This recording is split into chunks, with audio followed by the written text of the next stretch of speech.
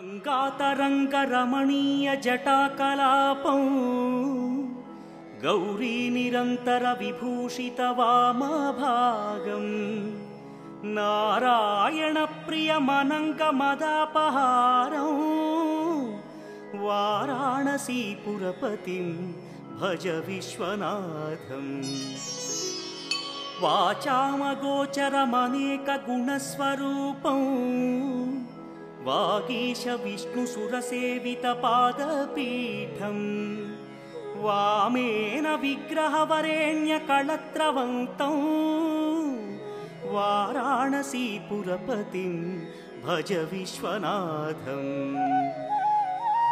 भूताधिपं भुजगभूषणभूषिताङ्गं व्याघ्राजिनाम्बरधरं जटिलं त्रिनेत्रं पाशाङ्कुशाभयवरप्रदशूलपाणिं वाराणसीपुरपतिं भज विश्वनाथं सीतां सुशोभितकिरीटविराजमानौ फालेक्षणानलविशोषितपञ्चबाणं नागाधिपारचितभासुरकर्णपूरं वाराणसीपुरपतिं भज विश्वनाथं पञ्चाननं दुरितमत्तमतङ्गजानां नागान्तकं दनुजपुङ्गवपन्नगानां दावानलं मरणशोकजराटवीनां वाराणसीपुरपतिं भज विश्वनाथं तेजोमयं सगुणनिर्गुणमद्वितीयम् आनन्दकन्दमपि राजितमप्रमेयं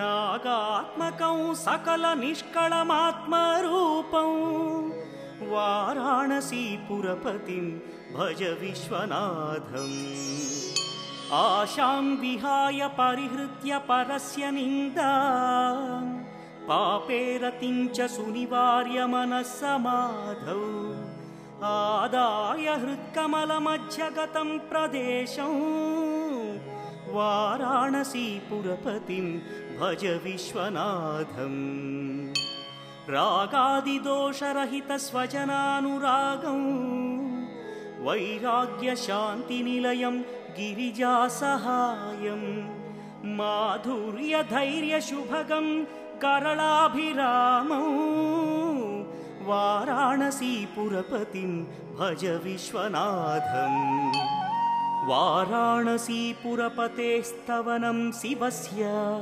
व्यासोक्तमष्टकमिदं पठिता मनुष्या विद्यां श्रियं विपुलसौख्यमनन्तकीर्तिं सम्प्राप्य देहविलये लभते च मोक्षम् विश्वनाथाष्टकमिदं यः पठेच्छिव सन्निधौ शिवलोकमवाप्नोति शिवेन सह मोदते అమ్మ అలాంటి వాళ్ళది నిజమైన ప్రేమ కాదు, అది వ్యామోహం. ఎగ్జాక్ట్లీ చిన్నత్త, నిజంగా ప్రేమించుకున్న వాళ్ళు అలా చేయరు. ఎంత మనసు విరిగిపోతే కన్న కూతుర్ని పట్టుకొని మా దృష్టిలో చచ్చిపోయా ఉంటుందా తల్లి? అది సరే అమ్మా, తన కూతురుతో తన మాట అనేటప్పుడు ఆమె మాటల్లో వ్యథ, కళ్ళల్లో బాధ గమనించావమ్మా? పెద్దబాబుకు బర్త్డే విషెస్ చెప్పు కూడా వెళ్ళాం కదా. ఊరికే ఎలా కాలిపోతుంది? మంట పెడితేనో పడితేనో తగలబడుతుంది.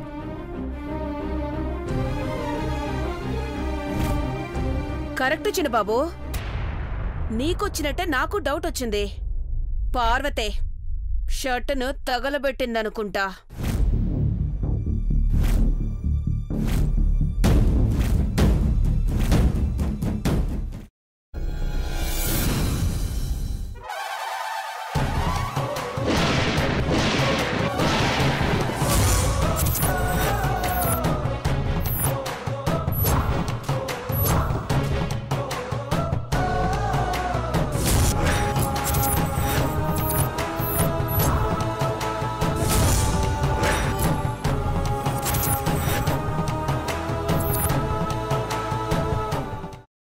కాల్చుకున్న తర్వాత పొట్టు తీసేసి చాప్ చేసి పక్కన పెట్టుకోవాలి.